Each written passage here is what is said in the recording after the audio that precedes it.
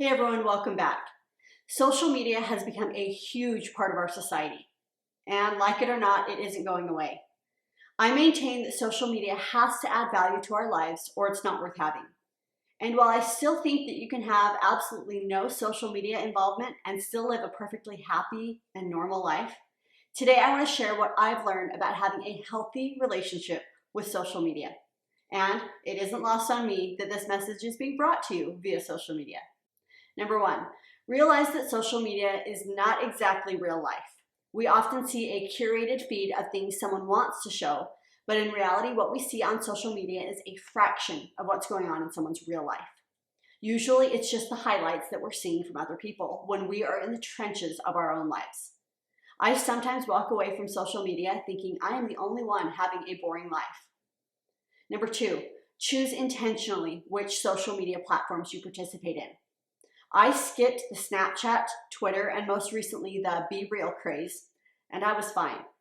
Find what platforms suit your purposes and don't try to do them all. Which ones really add the most value for you? Did you know that there are over 128 social media platforms out there?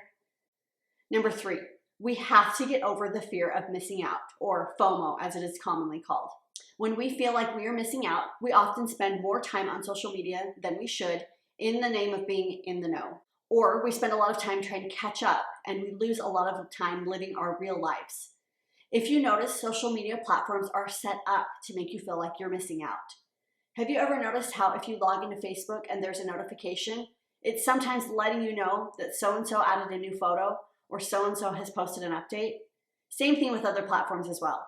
I haven't been on Instagram for a long time, and I even got an email from them the other day letting me know who was on that I might know or who I might want to follow. Number four, if you find that you waste too much time on social media, consider deleting social media apps from your phone and forcing yourself to use a desktop computer when you want to get on. I haven't had the Facebook app on my phone in years, and it has saved me a lot of mindless scrolling.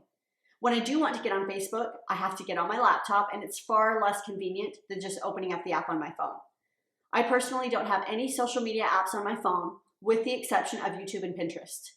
And in conjunction with this, tip number five, set a time limit for how long you want to be on.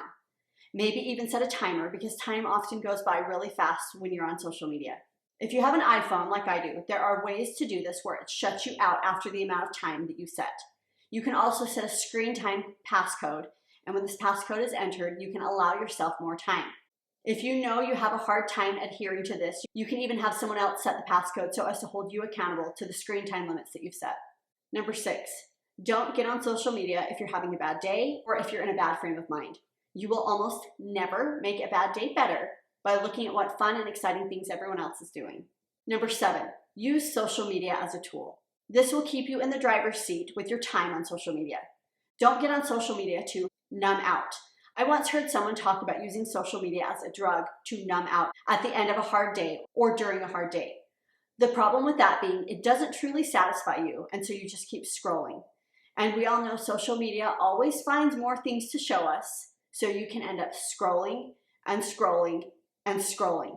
Using social media as a tool to network or keep in touch with old friends or family that live far away will enhance your experience on social media way more than getting on to escape from your regular life ever will. I have found that using social media to reconnect with old friends has been one of my favorite ways to use it. I recently reconnected with one of my best friends from college. She had been living across the country from me, but recently moved within 45 minutes.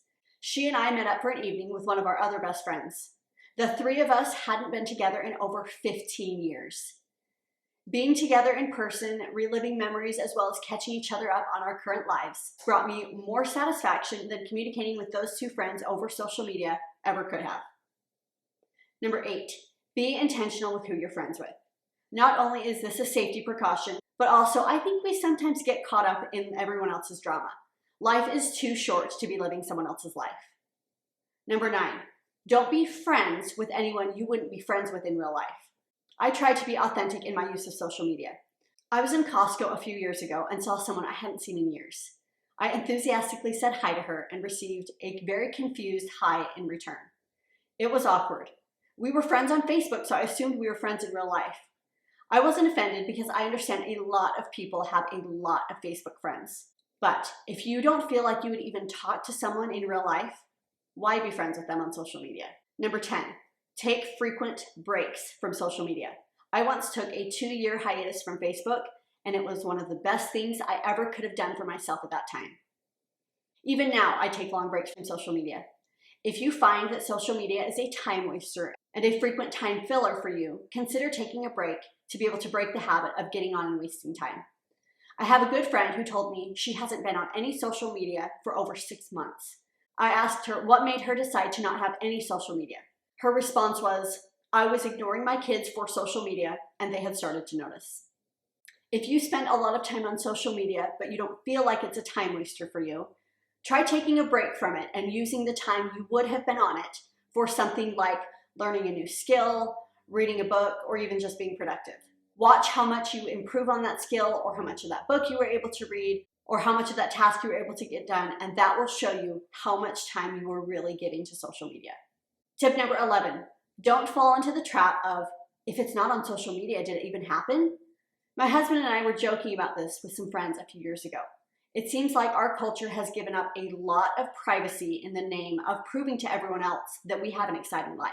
I'm not saying you should never post on social media, but I am proposing to watch for the times when you catch yourself taking a photo with the intent to post it on social media, or experiencing something in real life while forming captions in your mind of how you'll post this on social media. Check your intention with posting things and make sure that you're not posting it just to prove something.